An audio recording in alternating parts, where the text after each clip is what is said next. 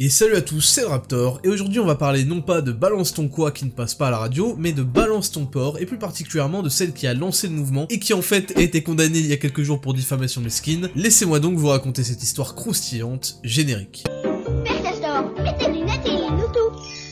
Père Raptor, raconte-nous une histoire. Si je fais cette voix, c'est pour insulter tout simplement des grosses merdes. Vidéo, Père Raptor. Je vais gagner des milliers d'euros en faisant du show.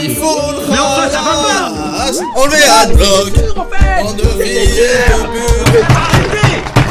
En En octobre 2017, le New York Times fait éclater l'affaire Weinstein, producteur hollywoodien accusé de harcèlement sexuel, d'agression sexuelle et de viol par une douzaine d'actrices avec lesquelles il travaillait. Cette affaire va dénouer les langues et de nombreuses personnalités publiques, médiatiques ou politiques vont être mises en cause pour des faits similaires un peu partout dans le monde. C'est donc sur cette lancée que le 13 octobre 2017, une certaine Sandra Muller se met à son tour à dénoncer son harcèlement sur Twitter. Tu as des gros seins, tu es mon type de femme, je vais te faire jouir toute la nuit. T'auras 50 orgasmes par jour par le trou du cul. Éric Brion, ex-patron de Equidia, hashtag balance ton porc, toi aussi raconte en donnant le nom et les détails un harcèlement sexuel que tu as connu dans ton boulot. Je vous attends. Et bim! Pas besoin de plus, le hashtag balance ton porc est lancé et c'est le début d'une grande série de tweets de femmes témoignant du harcèlement sexuel qu'elles ont vécu au travail. Alors, balance ton porc est intéressant parce qu'il permet de prendre conscience de l'ampleur d'un phénomène destructeur moralement pour les victimes, le harcèlement au travail et sexuel en l'occurrence. Deuxième chose, il pointe du doigt un problème, c'est qu'il est extrêmement difficile de prouver qu'on a été victime de harcèlement, ce qui est encore plus dommageable psychologiquement pour les victimes qui se sentent impuissantes et sans recours. Enfin, il permet aux victimes de ne plus se sentir seules et leur donne le courage de porter plainte car en France, et il serait bon de le rappeler pour certaines personnes, il existe des lois protégeant les victimes de harcèlement et notamment sur leur lieu de travail. Mais le problème avec tout ça, vous en doutez bien, c'est qu'en fait,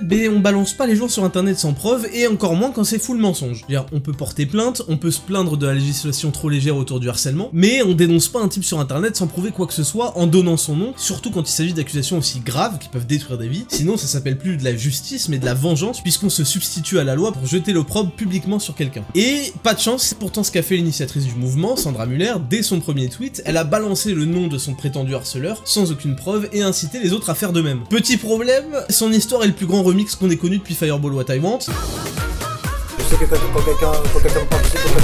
Mais enfin, ça va pas! Et du coup maintenant, elle est en position SVP je rigolais, supplément 15 000 € d'amende pour diffamation. Dans le système judiciaire, les crimes sexuels sont considérés comme particulièrement monstrueux. À New York, les inspecteurs qui enquêtent sur ces crimes sont membres d'une unité d'élite, appelée Unité spéciale pour les victimes. Voici son histoire.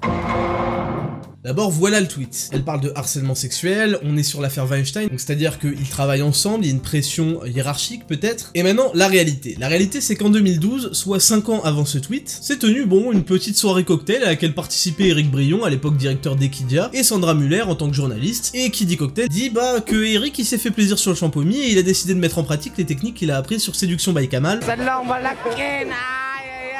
Du genre, aller vers une meuf au hasard et lui lâcher un petit « t'es brune, t'as de gros seins, t'es mon type de femme » pour un game propre et sans bavure, qui n'a malheureusement, et sans grande surprise, pas abouti. D'ailleurs, il s'est trouvé tellement lamentable qu'il s'est excusé le lendemain et a résilié son abonnement mensuel As de la séduction. Ceux qui n'ont pas de meuf, Tonton Marcel et Marseille vont s'occuper de vous. Et donc, cette histoire de drague lourde d'un mec bourré en soirée, qui ne travaille même pas avec la meuf en question et n'a strictement rien à voir avec l'affaire Weinstein finalement, a fini en « toi aussi, raconte en donnant le nom à un harcèlement sexuel que t'as connu au boulot, hashtag balance ton porc », into « ah en fait c'était de la diffamation publique », into « le mec a quand même perdu son emploi, sa femme, ses gosses et est en dépression ». J'ai fait l'année dernière une très forte dépression. Ma vie, c'est quoi? C'est destination finale ou quoi? Into « bonjour, ça fera 15 000 € de dommages et intérêts parce qu'en fait vous avez raconté que de la merde ». J'ai eu trop de problèmes pendant 2 ans, j'ai essayé d'en sortir, j'essaie de m'en sortir dans ma putain de vie. Bon allez, j'ai eu des Donc, ce qu'il faut retenir de cette affaire, c'est que s'il faut être sans pitié avec les agresseurs et aider au maximum les victimes, il faut aussi savoir analyser sérieusement la situation et discerner le vrai du faux, sans céder à l'émotivité immédiate qui guide de plus en plus la réaction des gens. Éric Brion a été le temps d'une soirée l'homme le plus lourd du monde dans sa drague nulle à chier goût Sex on the Beach, il s'est bien tapé la honte et en plus il s'est pris un stop de cowboy, il s'est excusé et ça s'arrête là. D'ailleurs, sa technique de drague aurait très bien pu fonctionner quand on voit le nombre de fils de pute célibataires de Tinder qui ont des trucs 3 fois plus hardcore en description et qui matchent sans problème. Franchement, il a été victime de mochophobie, limite c'est à lui de porter plainte putain. J'en ai marre, il y a trop de gens qui viennent me voir pour me dire comment tu fais pour avoir des belles meufs, comment tu fais pour avoir 40 meufs.